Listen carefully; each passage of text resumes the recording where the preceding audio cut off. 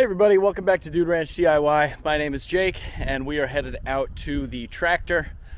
Today we are going to try and attempt what we broke in the last video. If you watched the last video, I'll put it right up here. I had a bunch of help and we split a ton of wood, but we also had a couple casualties as far as stuff breaking on the RuggedMade splitter. One of which was a pretty easy fix. It's just a hydraulic hose that broke right in the beginning. So we took care of that almost immediately. The second thing we need to do is a little bit of welding on a custom plate that we had added on when I initially added the hydraulic wedge lift to the splitter. And it's a little custom plate. I showed it in the last video, but it basically covers the fitting on the cylinder that raises and lowers the wedge. And I don't want to split any more wood before fixing it because I don't want to break that cylinder, because that would just complicate things even further. So by no means am I a welder, but we're going to try and slap this thing back on with a couple boogers and hope it turns out all right. So I'm going to fire up the tractor so that we can pull the splitter out of the shelter, which is all the way down there, and we'll bring it all the way around the road over to the front of the house, and we can work on it in the shop, in the comfort of the driveway in the shop. So that's the plan.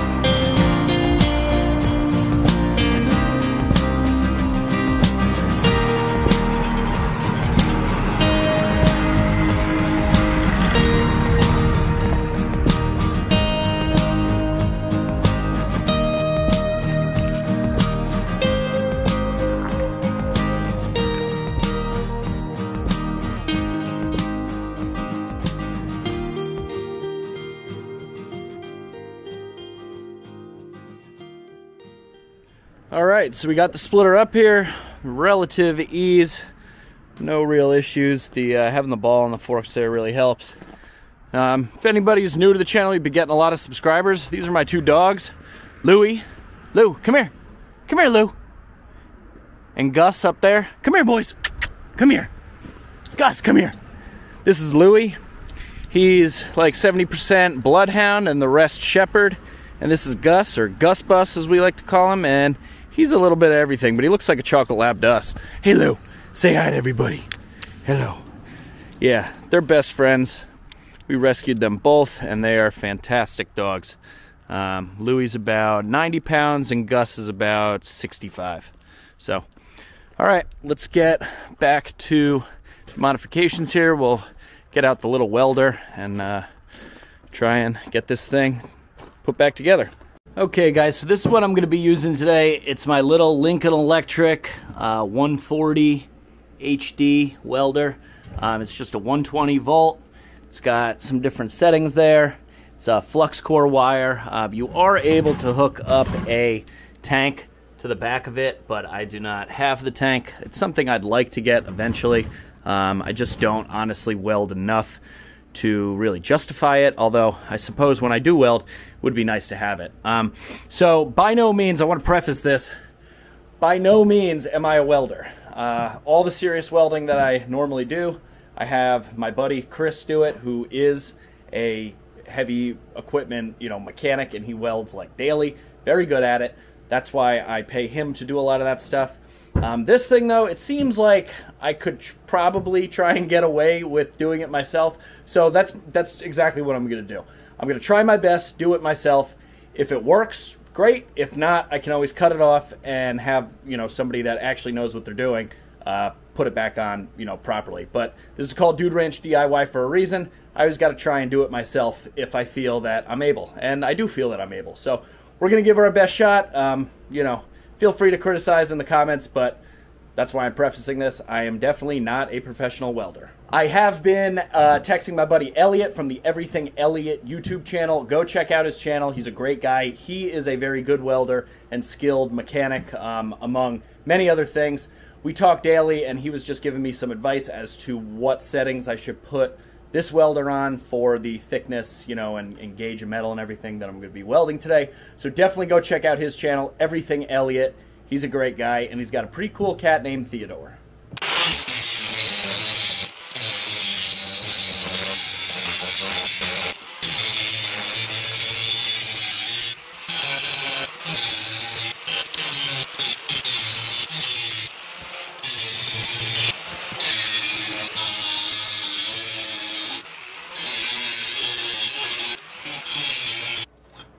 Okay, so I think that should be clean enough to weld. Now, I don't know if you could tell, but I kind of beveled in the edges. That's a trick that I learned from my buddy Chris.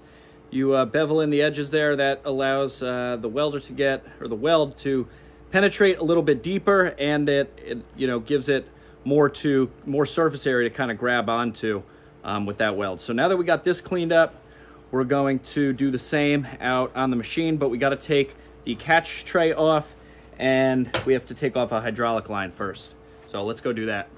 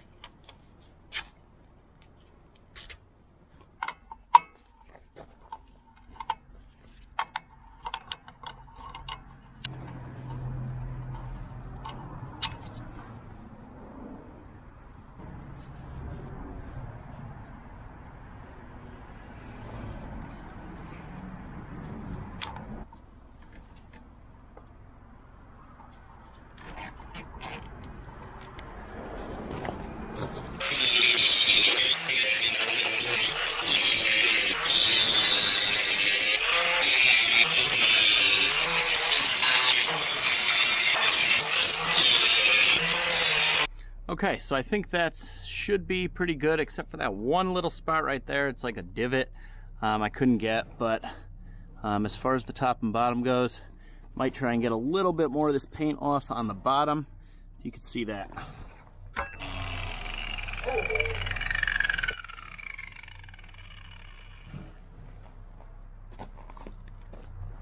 Oh, that was you, Lou. You scared me, buddy. What are you two doing? Huh?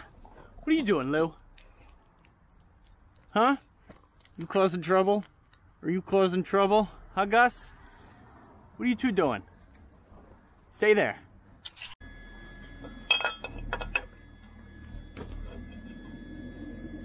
All right, here goes nothing.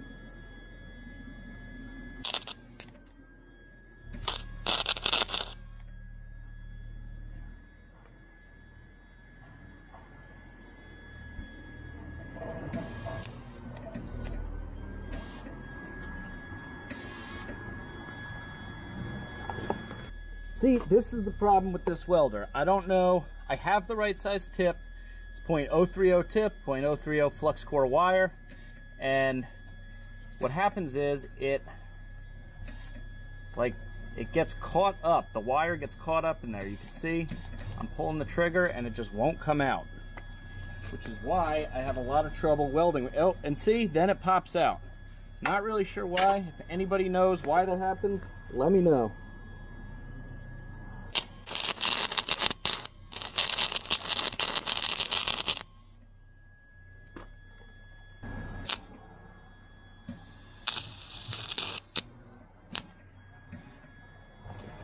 And this is why I can't do anything. I'm not sure, it never used to do this. I'm not sure if it's just a bad tip. I mean, I have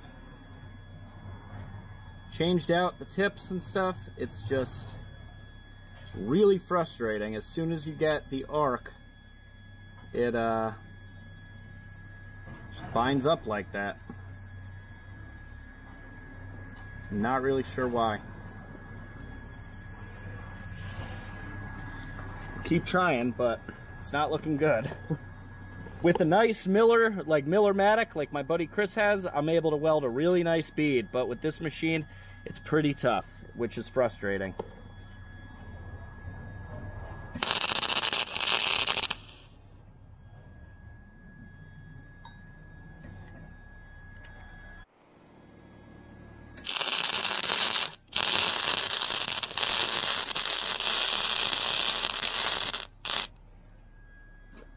Okay, so we were able to get a little bit there, which is good. Now let's hit it from the bottom side.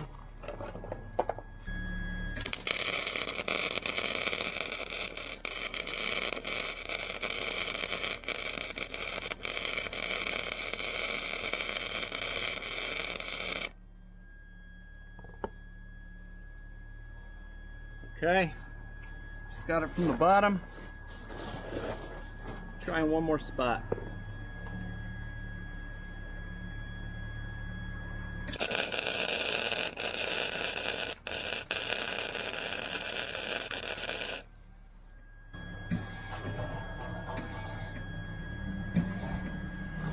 And it started happening again.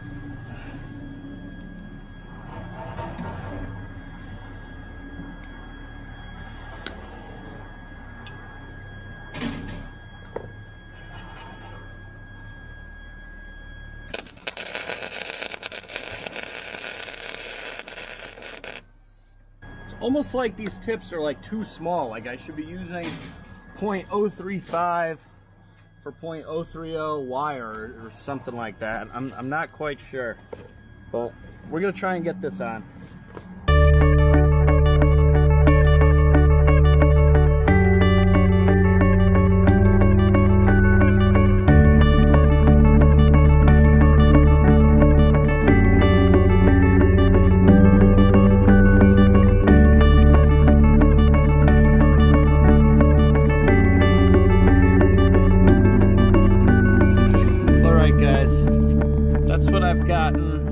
The top, and the bottom is not, I mean, not that that was pretty,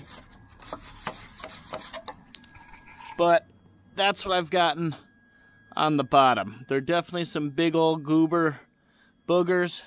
I might try and grind down this top one a little bit just to make it flush and then try and lay another bead on there, but I mean, it's definitely on there.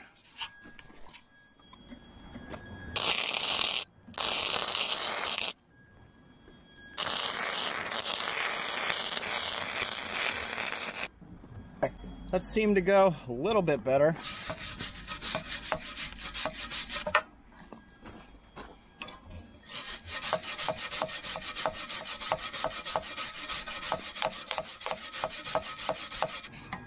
Well, there we go. I mean, not the prettiest, but it's on there. I'm not really sure. I'm gonna attempt the bottom again. Hopefully we got some good penetration. I mean, we could see the color change in the metal out here, which is a good sign. You can see the blue in the metal over on the side over there. So I'm thinking that this, I'm gonna call this fixed for now. Yeah, I'm not gonna try the bottom again, just because it's on there pretty good, and if I start grinding it down again, I don't know, it's starting to get dark. So we're gonna call this good.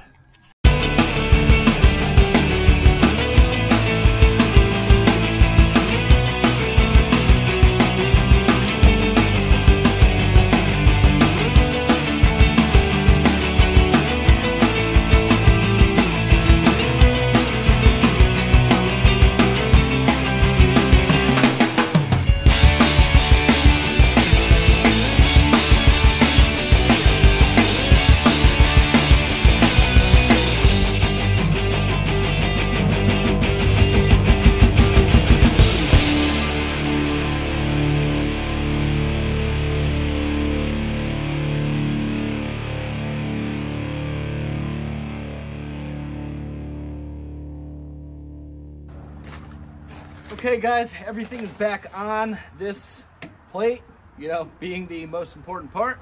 I just bolted back on the catch tray. All the hydraulic lines are back on, so let's throw on the 4-way wedge and make sure that it works.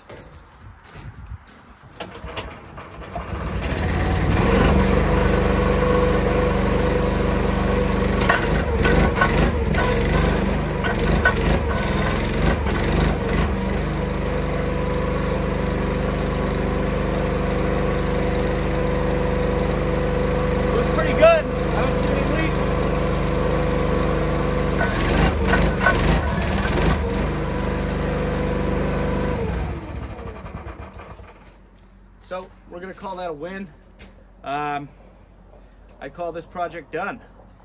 It ended up not being too bad. I think the hardest part was just getting that darn welding tip to work. I just ordered more. The ones that I had, I'd picked up at the hardware store, was this brand Forney, F-O-R-N-E-Y. I'm not sure if that's just a bad brand. It said Lincoln Electric on it, compatible with Lincoln Electric welders, .030 tip, flux core wire, the whole 9 yards on the package, but I just went and ordered a different brand, so hopefully those will work a little bit better, I guess. But we should be back in business now to get back to splitting. Hopefully next time we don't have any issues. Overall, you know, I really haven't had a ton of major issues with this machine. Most of the issues that I've had stemmed from modifications and stuff that I had done to it, or just trying to make it more productive, which is of no fault of the machine, but you know, that's kind of the nature of the beast. I'm trying to push or get every last inch of productivity out of this thing that I possibly can. So this was good. Again, don't get all over me in the comments section for the quality of the welds. I know they're not good. Again, not a professional welder, but I am a DIYer, and that's why you are watching Dude Ranch DIY. So as always, guys, thanks so much for watching. I really appreciate it. If you liked the video, give it a big thumbs up. If you haven't done so already, click that subscribe button down below. I'd really appreciate it. Questions, comments, or feedback on what I did here today, or why you think the flux core wire kept getting caught up in that tip, I'd be happy to hear it down in the comments section. But for now, I'm Jake. This is Dude Ranch DIY. Thanks so much for watching. We'll see you here next time.